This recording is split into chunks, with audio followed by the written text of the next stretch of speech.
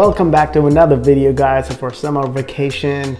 Y'all seen the part 1 video. As y'all know, we got kicked out of Tahiti Bora Bora because of my visa issues, but I mean, you gotta roll with the punches. We did that and came up with a last minute plan, and now we decided to go to Maui, Hawaii, and that's what we're gonna see in this video. So we decided to go first class again, as y'all see. These are the first class seat of United Airlines. They have, again, a similar seating, TV, lay flat 180-degree seats with some headphones, some blankets, some pillows, Tempur-Pedic pillows, and some, I think some toothbrush or something like that. And as y'all can see, there's some TV. You can watch a movie by laying flat or go to bed. Has comfortable seats. So if you're doing like an 8-hour trip, 5-hour plus trips, and all those long trips, it's well worth it. And then privacy, of course, there's a lot of privacy because of the way the seats are designed. So you're not going to see people next to you and stuff like that. And service is phenomenal. They welcome you with the drink of your choice. I chose champagne, and I was also working. And then this is meal number 1 with some vegetables, fruits, and some breakfast croissants and champagne again.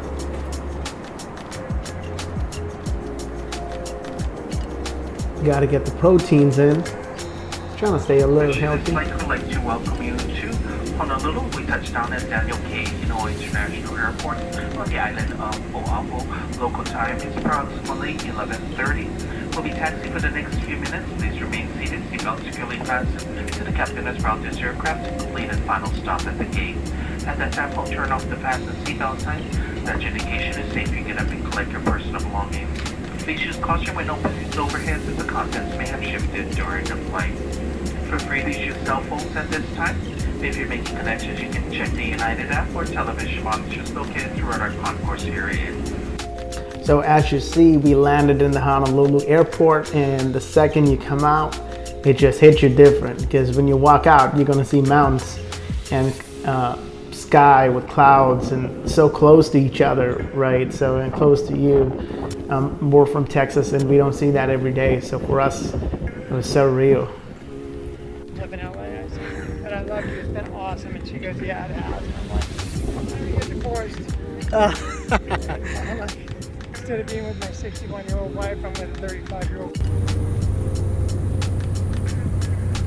So immediately after we landed in Honolulu airport, we decided to take this touristy plane to Maui. And the reason why we took this plane is more like a helicopter ride. These type of planes, since it's smaller, it flies at a lower altitude, and you can see more of the beauty of the islands. The other option was to take a ferry. It's an hour and a half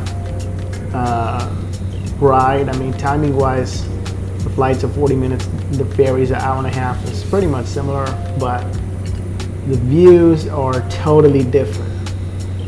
I've never seen anything like this, guys.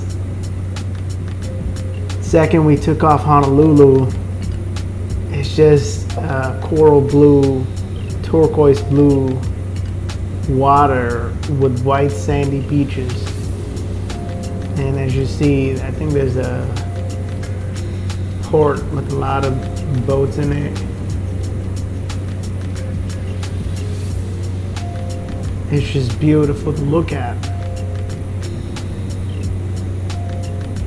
One thing I would say with the smaller planes is there's a little bit more turbulence compared to a bigger flight, just because these fly lower, and obviously it's a smaller plane, so you're gonna feel the impact of the wind more, but definitely worth it. If y'all go to Hawaii, Honolulu, or any other island, definitely try this Mulakiki Airlines.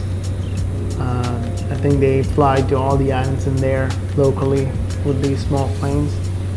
It's more like a aerial, you get to see the aerial view.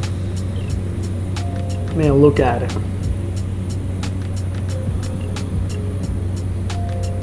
It's just amazing.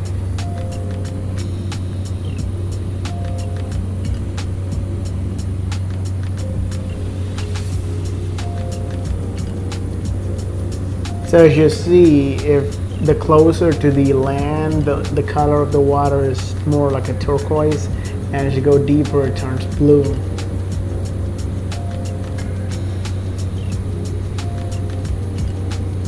And when you're up in the air, this altitude, and all you see is nothing but water, you're gonna see the other side of the island here.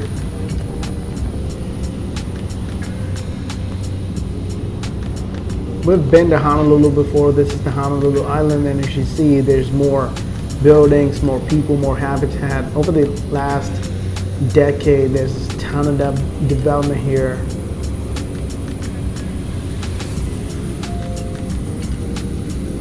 It has gotten more touristy,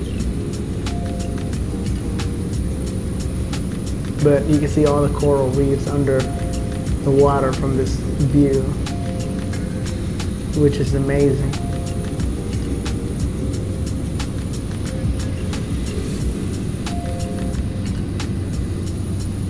In the background behind the buildings is the mountains, right? So, I mean, shit.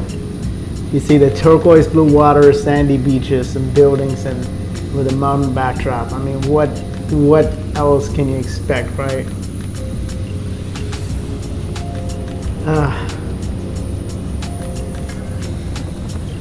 Nature at its finest, man. And when you think of Hawaii, you think like there's only 3-4 islands, right? But or 6 islands, I think. More, that's more bigger. But other than that, there's a ton of little islands nearby that are not habitat. That's not occupied by people. If you see this, one of them. I was trying to zoom in another island. As you see, the sandy beaches, and there's no people. It's like some crazy Epstein Island shit. No people. I think these are owned by the government, the Hawaii government. But there's a ton of little islands nearby that has no people, no buildings, no development, just creatures, birds maybe. And this is another one. A lot of mountains in the back. It's just gorgeous.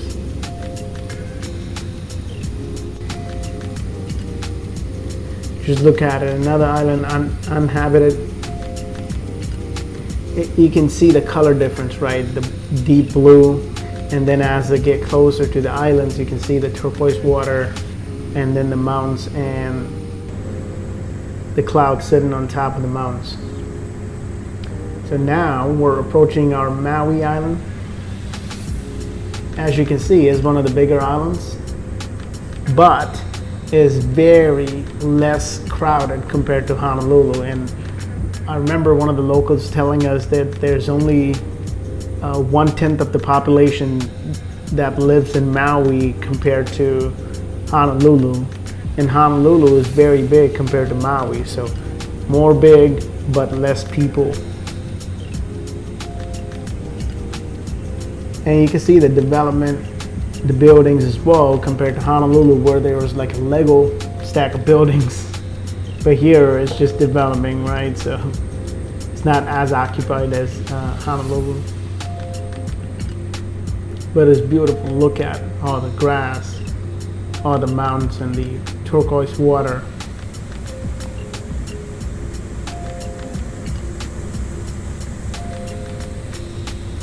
So I'm super glad that we did this plane ride.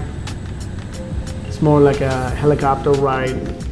And now we've landed in Maui, and the wind, the breeze, it's totally different, right? So the view, we're surrounded by nothing but water. First thing that we did, we went to the hotel room, checked in, and came back out to dip in the ocean. It's so refreshing.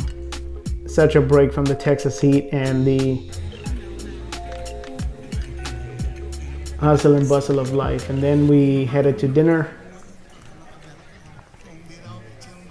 This is the Oceanside restaurant. Sits on the beach looking at the ocean. We got some couple drinks and some appetizer. I would have to say the food, or everything in general, is very expensive in Maui, but the food is extra expensive. So anytime you step out for some fine dining, be ready to shell out 150 to 200 bucks. Even regular drinks, appetizer, main course, and dessert, you're gonna be in the 150 to 200 range, definitely. Also depending on the restaurant. If you pick anything half decent, that's how they're gonna charge. But the service and what they give is well worth it. When you look at, they have like a island dance going on that night. No, it's just not even the weekend. It's like, I think Thursday or something.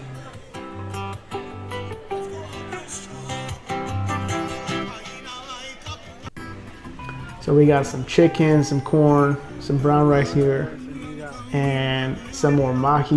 That's the island fish, some potatoes, and some drinks. Enjoying the songs, enjoying the music, enjoying the beach, enjoying the breeze, you name it. So after a failed Tahiti Bora Bora trip, we're so fortunate to have this, and we got some dessert. We're so full, so we just got one dessert, and this is how we're wrapping up our first day. As you can see, there's some sailing boats doing some fishing.